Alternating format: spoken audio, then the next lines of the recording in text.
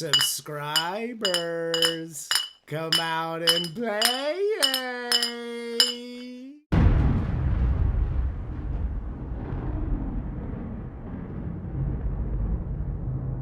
Welcome to Kiss the Reviews. I'm Armando. That's Corey. And today we're doing 1979's The Warriors. Before we get started, if you want to reach out to me or Corey on Twitter, you can follow me at Junior D's. You can follow Corey at Corey_Idol.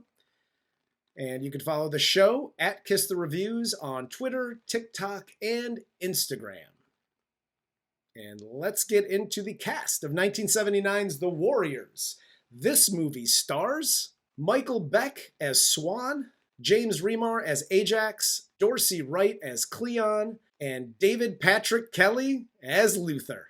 Can you dig it? Can you dig it? Can you tell I like this movie a little bit? I can tell you that I can tell that you do like this movie. I've seen this movie a number of times. Fuck yeah. You know what I really like about this movie? Besides the fact that you can go to any Spirit Halloween and find stuff that you can dress up as any one of these characters in this movie. Also, it, like gang movies from now, the 80s, even the 90s, 2000s, they're very violent, and it's like, you know what? Gangs are probably not a good idea. This movie was like, man, I want to be a part of a gang, whether it's a gang of mimes or a gang of like dudes that just left the disco, or just, you know what? I just want to wear a leather vest and no goddamn shirt. Yeah, dude, the offensive linemen from the University of Nebraska showed up in roller skates, and they're like, hey, we're a gang. And they're like, cool, welcome to New York. Fuck it. Hell yes. If you're going to do over the top in a movie, go over the top like this. Not like Sylvester Stallone over the top. Like this. Yes. This is how you just fucking embrace it. Yeah. And this is like, you know, we always talk about in comedies too, like, you have to have the straight guy, right? And then you have like the wild, crazy guy. Or everybody in that universe has to be crazy, or it doesn't work. Everybody in this universe is the same level of crazy. And it's awesome because it works so well. Yep, absolutely. Absolutely. So I say we just dive right into this because, listen, at the end of the day, as much as I like this movie, there is a lot of ridiculousness to come. So we're going to jump right into it. So the movie opens in Coney Island with Cleon, the leader of the Warriors, talking to his crew about a meeting that was called by Cyrus, who's the leader of the largest gang in the city. And every gang in the city is going to be there. Cut to all the gangs headed to this meeting via the subway. And this intro and all the gangs going to the meeting is this kicks off the ridiculousness.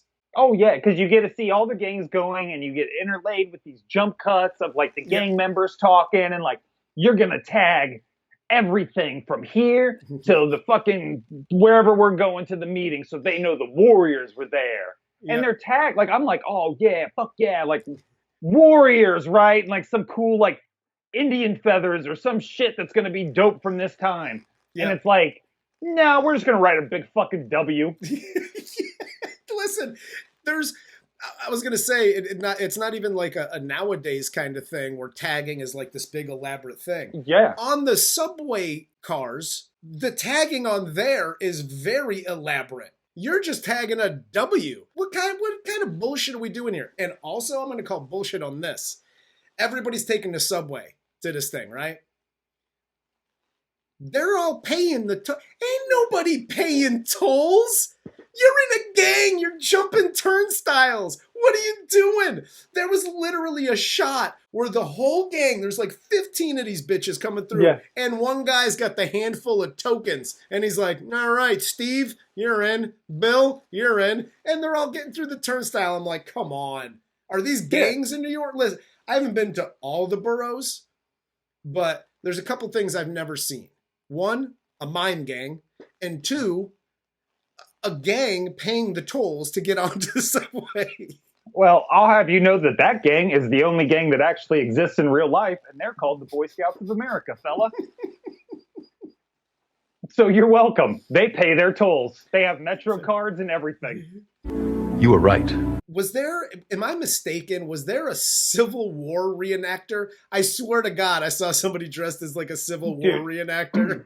I'm 90% sure for the shooting of this, they literally just told, like, hey, fucking weirdos in New York, show up with your weirdest fucking outfit on. Yep. And the ones that were like regular actors were like, all right, you're a mime, you're a mime, you're a mime. You're a baseball fury because your face is fucked up. Get some paint on him. You're a you know what I mean? Like, and then it was just like, overalls. I don't fucking know. You know what I mean? Like, Civil War reenactor, you showed, really? You're the Confederates? That's the gang now? Okay, fine. Okay, fine. Just get in fucking line, guy. Get in fucking line. Go stand next to somebody else wearing gray. You fucking moron. We're the Confederates of 76th Street. We're the CSA, fella. We get to this meeting. Cyrus takes the stage. He gets into his whole thing. He says that instead of fighting each other over turf, they can unite to form an army and control the entire city. As everyone cheers Cyrus on, he gets shot by Luther, the leader of the Rogues. Just like Tupac, bro. Tupac 100%. was starting to talk to the Bloods and the Crips. Let's unite. We got to get this shit together. And everybody else was like, nah, fam, we ain't having that. So you're saying Luther's P. Diddy in this situation? I already got Scientology, the Catholic Church, fucking, I don't know, NAMBLA. There's a whole group, not to mention every Republican in this country outside of my house picketing. I don't need another group. But yeah, so, Luther's P. Diddy. Luther was like, Keefy D did it. So as everyone scatters, the cops show up, and Fox from the Warriors saw that Luther shot Cyrus, but Luther starts screaming that Cleon from the Warriors shot Cyrus. Corey's life lessons. Hi, people who witnessed a murder. Uncle Corey here. So you saw the startling, unexpected murder that just happened before your eyes. What you don't do is go, for a solid 20, 30 minutes, yes, run, stupid. You saw it, now go. Yeah. The running had already started, like the cops have already come to bust this place up like it was the mob in Appalachian, like the 50s. So, like, everybody's already scattering. You've witnessed a murder on top of the cops everywhere, and you're pretending to be a fucking living statue? Yeah, well, and not only that, as everybody's scattering, right? Mm-hmm. Luther's like, hey man, Cyrus shot him, or Cleon shot Cyrus, and I saw it, and I saw everything. The dude from the Warriors is right. Nobody says, no, you shot him. Nobody says that. Here's what I don't get is he jumps over the barricade, the dude from the Warriors. He's looking over the body. He's talking to the guys. And then just a rando is like, he did it. And they're like, fuck it, he did it. There he is! That's him! That's the Warrior! We saw him! Yeah, that's him. I don't know if you've ever, been around, but a white guy going, he did it, to a black guy in front of a bunch of other black guys fingering for a black, they ain't fucking taking that guy on. They're like, no, he did it. You did it, white guy. And if you think I'm being racist, I ain't, because if it was reversed, that's exactly what would happen. Is all the white guys, as we've seen by TikTok videos, go, I don't know, the black guy did it. Yeah. And if you think I'm so full of shit, Google search Alabama boat brawl. You were correct. After some fighting, the Warriors escape. They run to the cemetery, and they all make it except for Cleon. Mm-hmm. Swan, who is the second-ranked member, says that they have to catch the subway back to Coney Island. Hey, who says you got the right to do this? Who put you in charge? Who named you leader? Listen, we're a gang, correct? Like, Cleon was like, hey, this is the wartime consigliere or whatever the fuck he calls him. He's the wartime chief guy. Cleon's not here, so we all agreed that this was the thing. When he's not here, I'm the guy.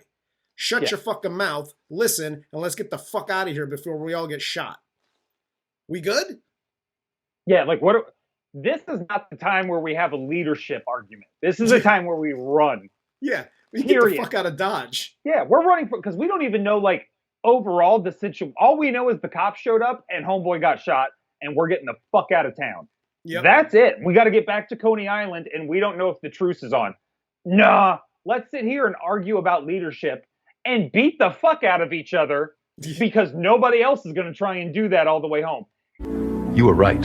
What I think got missed here a little bit in this movie, and it's nobody's fault because you really can't have the proper age kids do this kind of film. Yeah. But these guys are all supposed to be like 17, 16 years old.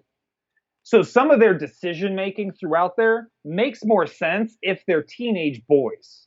Yeah. Who are in this gang and have this freedom and kind of, you know what I mean? Like homeboy always trying to fight and all this stuff. They're all a little old, kind of like the outsiders.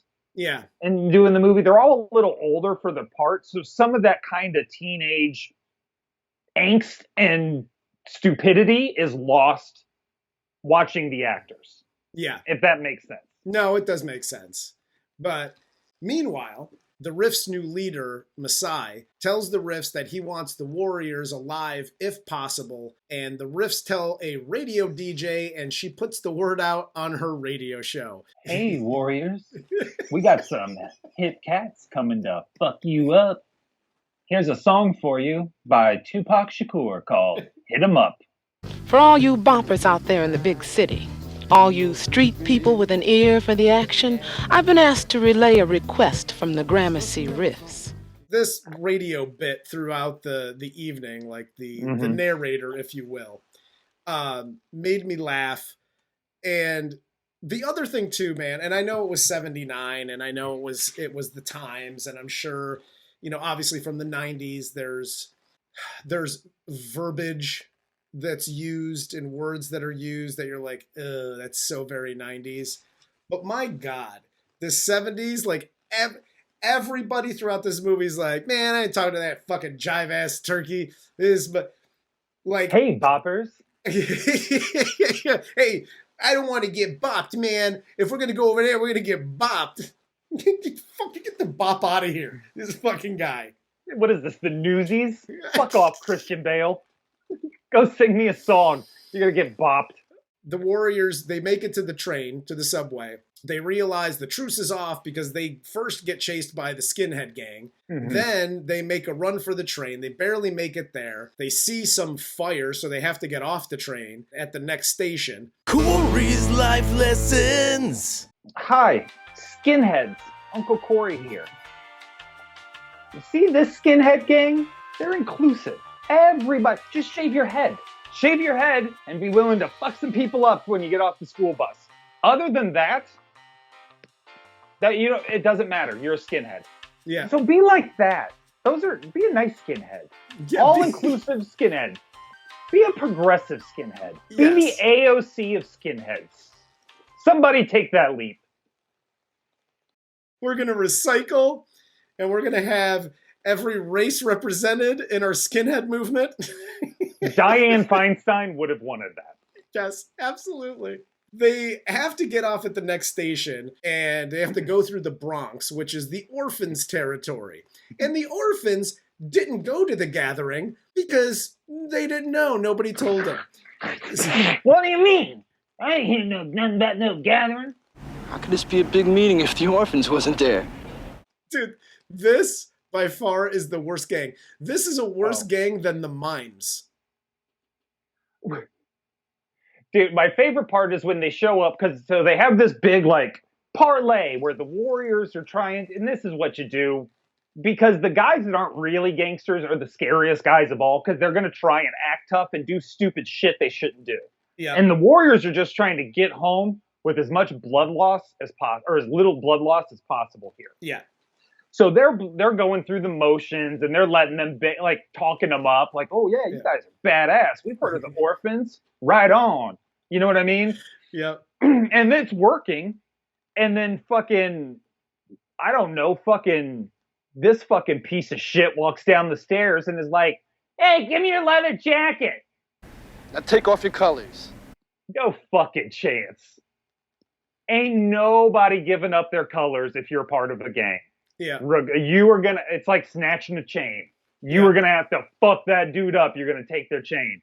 There's no way they're taking off their vest. And then she loses her shit, and then the fucking orphans show up and they're like, you see what you get? Yeah, 6 fucking douchebags standing across the street that do not want to fight us. Yeah. And by the way, because if you wanted to fight us, you'd been fighting us. And by the way, your girl left with us. And so what are we going to do? We're going to throw a Molotov cocktail at your goddamn car. You guys scatter like fucking rats. And we bounce. And we're out. We'll see you guys later. Yeah. They don't even... And they're a lot nicer than I would have been. Because if you're handing me the Molotov and they're like, we're going to get you, warriors. Yep. I'm throwing that Molotov at your leader's fucking dick. I'm burning his dick off. Mercy is now with the Warriors, and she's traveling with them because, you know, she's like, I want some real action, you see? Just real quick for the kids at home. This is very tame how she is treated throughout the book. Yes. Maybe don't read the book if you're not into trains, let's say. That's fair. So they get away after they throw the Molotov cocktail at the car. They get away to the next train station with Mercy, and they're sitting on the train. It doesn't move, so they wait. And a cop walks by the car. They skedaddle, and they split up into 3 separate groups here. Fox is killed by an oncoming train when the cop tosses him onto the tracks. Vermin, Cochise, and Rembrandt get away and get on a subway train to Union Square. Ajax, Swan, Snow, and Cowboy exit the station, and they run into the New York Spankies in baseball uniforms with their faces painted. I know I made fun of the mimes, and it's cool that you like baseball. And magic. And Kiss. So you like baseball, Kiss, and magic.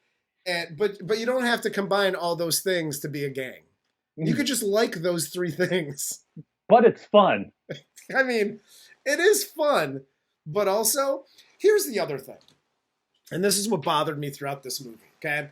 So this big meeting at the beginning, they're like, no weapons, no yada yada. And then you get Luther, who brings his gun, shoots Cyrus. Mm-hmm. And then everybody kind of goes back to their thing. Word gets out. And the only people that truly don't have weapons are the Warriors. Because they got to get back to Coney Island. And they're kind of picking up weapons as they go. They get into the fight here with the Spankies. They beat the fuck out of them. Now they have bats. The Spankies got bats. These other guys got... First of all, there's a whole black gang, the Riffs. They all have hockey sticks. Where did that come from? Canada, I guess. Like, what? You got hockey sticks? They're from the Niagara Valley region. Nobody got guns. Not a gun to be found, not a knife to be found. One of the Warriors has got like a random switchblade. Like, that's it throughout this whole thing. And that's why I was like at the beginning, gangs are fun because nobody's got weapons. The worst you're gonna do is get an ass whooping. I don't know. Some people got like saws on metal fucking bars and shit. There's some crazy ass weapons that come out. But yeah. And by the way, like, the worst you're gonna get is an ass whooping, said by an Italian. And you know how you know that? Because people are getting crushed in the ribs with baseball bats. And he's like, nah, it's not that big of a deal. It's a Tuesday. Big fucking deal. I mean, you go to the hospital, you get bandaged up. A few weeks later, you're good to go. Hell yes. I like them because they're so ridiculous. They obviously make... And here's why they're ridiculous. It's not the bats. It's not even the makeup. It's the makeup tied in with the baseball uniform. Yes. And if you notice, on the back of their uniform... one of the gang members or one of the gang member moms had to stitch in Furies on the back, or furries, because they honestly had a logo stitched onto the back of their baseball jersey. They're ridiculous. I thought the face paint was actually pretty scary, especially when like David Blaine, gang leader, like has the bat hidden. Yeah. And then he like pulls it out. He's like, "Woo, I gotcha." And for a gang full of people, and this is the last thing I'll say about the baseball gang, for a gang full of people that like base their entire being on, baseball, you're terrible with these bats. Every one of the Rembrandt, I'm pretty sure, stole a bat from you, and he wasn't even with this group. Yeah. No, they're terrible. They all get their ass kicked. They all get their bats stolen. And then Vermin, Cochise, and Rembrandt get to Union Square. And they run into the Lizzies, an all-girl gang. Get what they did there? They say they want to get down. So they take them to their clubhouse and they lock the door and the leader pulls a gun and she says, "Hey, you jive turkey, you're the guys who shot Cyrus." And the three crash through the door as they get shot at and they get away from the Lizzies. It has to suck to be in a female gang where you're like, we got them. We got the warriors. How do we make them relax? One of us got to make out with them. Fuck. These dirty bitches. I ain't touching none of these dudes. They've been in the head to toe leather running from the fucking meeting this whole night. There's no way I'm touching them. You kidding me? You better pull out your gun fast as fuck. Yeah, especially back then. They got those big bushes and it's all sweaty and gross and you got to pretend like you want to suck on it. Nah, I'm good. And by the way, I'll pass. They might have been a good gang, but they are terrible dancers because I don't know what this dancing is. This was bad. Like I thought the blonde girl had epilepsy for like a third of this scene. And then finally, Ajax gets arrested for attempted rape because he's sick of running and wants to rape instead. Cool character arc, guy. So was the woman in the park a rando woman who just happened to carry handcuffs? Did the cops actually think maybe she should, like their female brethren, should maybe get a little closer to raped because they send this chick out there with handcuffs and a whistle. And it takes her like 10 blows on this whistle for her backup to show up. So I'm going to say that she's a rando. I did not read the book. I don't know if this is in the book. However, I think she's a rando because even back then, I know like women cops, no respect. Hey, no respect, you see? But they would have given her a little bit more than a rape whistle and some handcuffs if she was doing some sting operation shit. I would think. That's what tells me that this is just a rando chick that happened to have cuffs. And if she was doing a sting operation of some sort, like, let's see if we can get rapey guys here. Whoever her partners are fucking terrible people. They're like coming all the way from Staten Island. They were taking a smoke break. They were doing some crazy shit because it took them forever to get there. After this, Swan finds Mercy. They get down to the train. Cop sees them, and they get away and run into the tunnel. This is where Mercy comes on to Swan. They make out for a little bit. After making out, he's like, "Cool story, bro, but like, I got to get the fuck out of here." So they continue on to Union Square. When they get to Union Square, the punks, whose leader apparently wears roller skates, because that's fucking cool, they spot Swan on the subway, and they hang around waiting for their chance to, like, pounce. And then everybody, all the warriors make it to Union Square. They meet up, and Swan sees them, signals for them to go to the bathroom, and they lead the punks into the men's room. They hide in the stalls and ambush the punks with spray paint, and then another fight ensues, and the warriors win again, and they escape. It's a good fight. I like a good bathroom fight. For this movie, it's a good fight. I disagree. This whole fucking scene is bullshit. Okay. I do like this movie. Okay. Maybe it's nostalgia reasons, but we'll get to does it hold up at the end. But what I didn't like about this scene in particular, but a lot of scenes throughout, there's a lot of like this standoff and nobody's saying anything and they're just posturing and then it's like, go to the bathroom. Yeah, go. And then they all go to the bathroom, and then the guys just sit there and stand there like a bunch of fucking jagoffs. And then they all just stand in front of the fucking stalls like a bunch of jackoffs, and then they get their ass kicked. Like, it's a lot of standing, waiting, and then getting your ass kicked. Yep. I didn't like that. That's pretty much the reason. Just get to the thing. Just get to the thing. Well, Mr. I don't like nuance. No, I don't. What they're actually doing here, again, and I think this is a disservice by how old everyone in the movie is. Because what they're really trying to show is all of these kids are just showing out. Yeah. Right? They're not really these guys, these tough guys. They want to be, and they have to be in order to get the protection they need for where they live. Yeah. But also, they're kids. Whereas Swan, he's got a little bit more of a brain. You know, he's like the gang member with a brain. Yeah. And so he's a little more tactical. And so, like, he's letting them follow him. And that's why he kind of reads mercy. And he's like, you know, like, I fucking knew they were following me, but now they know I know. And then, like, he sees his boys show up, and he's like, now we can ambush them. And yeah. They're trying to show this all without just, like, explaining, like, having somebody show up next to Swan and be like, hey, this guy could have went to MIT, but he decided to be a warrior instead. You know what I mean? Listen, I get nuance, and I understand that that's what they're trying to do. Mm-hmm. But again, when you got Swan and Mercy standing there, and then the other gang, the fucking roller skate rink gang, over here, and they're just staring at each other for 10 minutes, I don't need that. The directing and the shots on those are a little ridiculous. Yes. And they do a really poor job of showing the distance and where everybody is. Yes. Because it looks like the overall guys are so focused on Swan that they literally don't see him motioning to the other, like, 8 guys that just showed up and made no noise to go to that way. You know what I mean? So that I do get. There's a lot of things where they... Well, and even... Through the camera shots and I think the directing and the angles, they're throwing it off. I think that's what I'm getting at.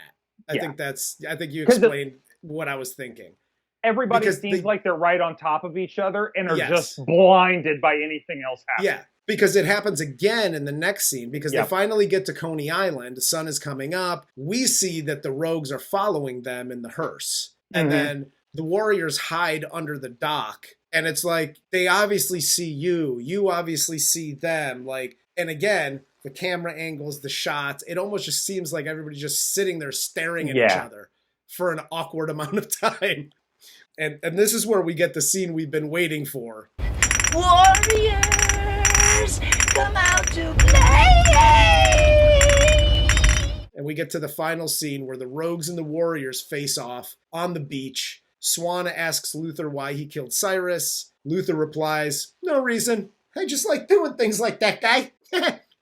It's what I do. I shoot guys, and then I go, he did it, guy, and then they kill you. He's my favorite kind of movie tough guy because he's psycho, like, through this whole thing, right? Yeah. Like, when are you going to give me the money? For what? Like, he's just like, he's tough, and he's pushing around all his guys, and he shoots Cyrus, and he's crazy for no reason. The second he gets that fucking knife, and he's just like, in his wrist. Oh, yeah. No, it was them, I swear. No. He is basically Eric Cartman. Like, I'm going to kick your ass, Kyle. I'm going to kick your ass, Kyle. And then Kyle punches him one time in the face. And he's like, let's go. Come on. Come on.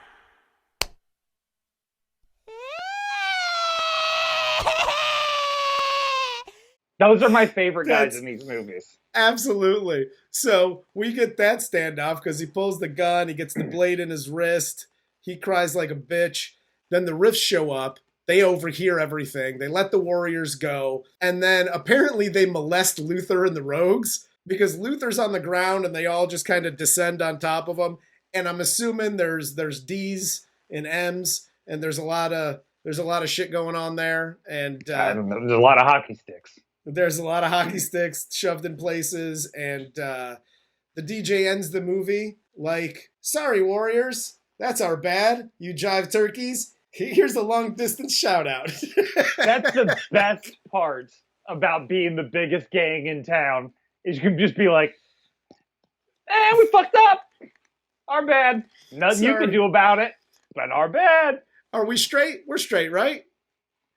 Well, that's what's funny is like Swan has to ask Rip, hey, are we cool? Yeah. And he's like, oh, yeah, no, you're good now. It's all fine. Cool. I just back up slowly like, see you around, guy. I'm good. Exactly. No, dude, So I love this movie so much because of how ridiculous it is. yes. It's not set in any kind of reality. It's like, it is a complete departure from our world. It's one of these 70s, like, this is the way New York is going. If it wasn't for Rudy Giuliani. You know what I'm like? This is how like people really thought, because New York was a fucking cesspool in the 70s and going into the 80s, like how New York was really going to end up. Like this is how it's trending. Just violence and crime and youths running about. And so, one, thanks Starbucks. You saved New York. But two, I love those kind of movies. Those like Escape from New York, which we've covered. Yeah.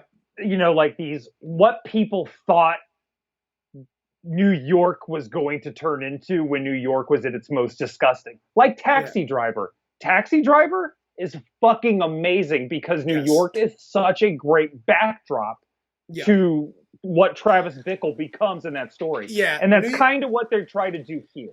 Yeah. New York is a great backdrop to crazy. Like if you want to film crazy and just like shit going sideways, New York's a fantastic backdrop for that.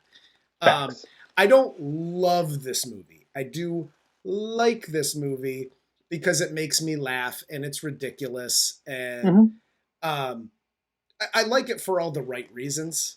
But getting to like, does this hold up?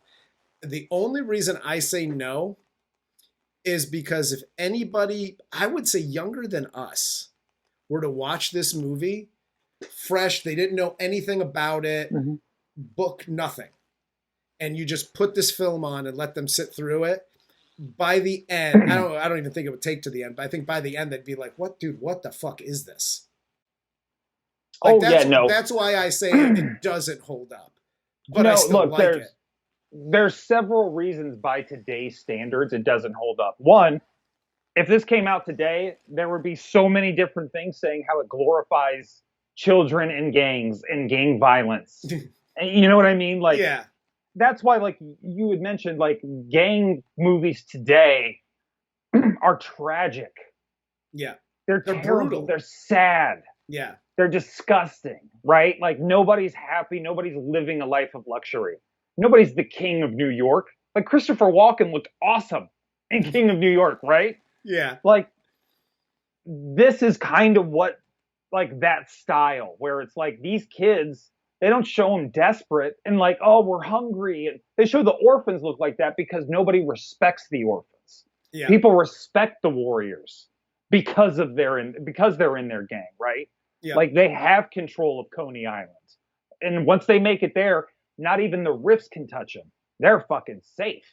Yeah. So there's this whole thing about it that wouldn't play by today's standards. And then obviously, like you said, the vests, the 80s biker gang, those alone don't hold up.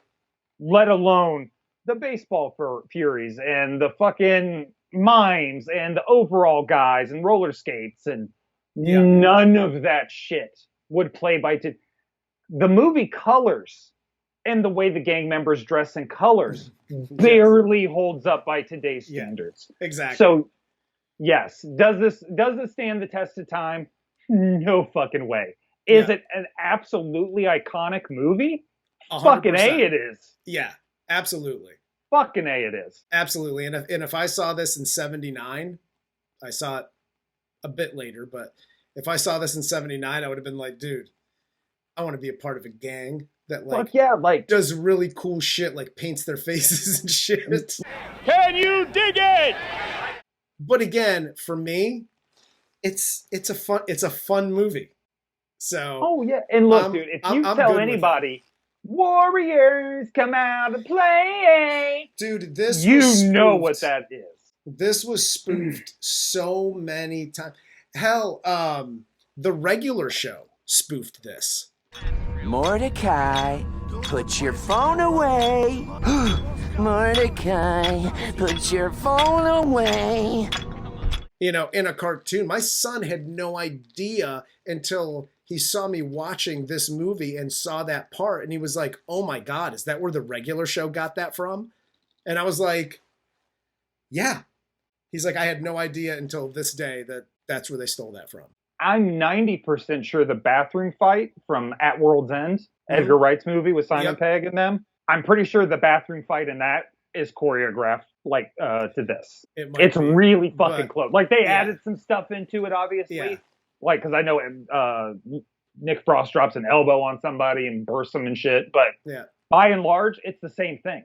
Yeah. No, and there has been stuff from this movie that has been used and remade. And other stuff just all over the place. But I don't know. That's all I got. I still enjoy the movie for what it is and what it means to me. Again, nostalgia makes me like it. It is iconic, but it ain't the best movie. No, it's a fucking phenomenal book. Yeah. Not a great movie. But also, I fucking love it. I know. Hey, and that's okay. And we'll tell the audience it's okay to like movies that we hate. No, read the comments. It's not. It's not.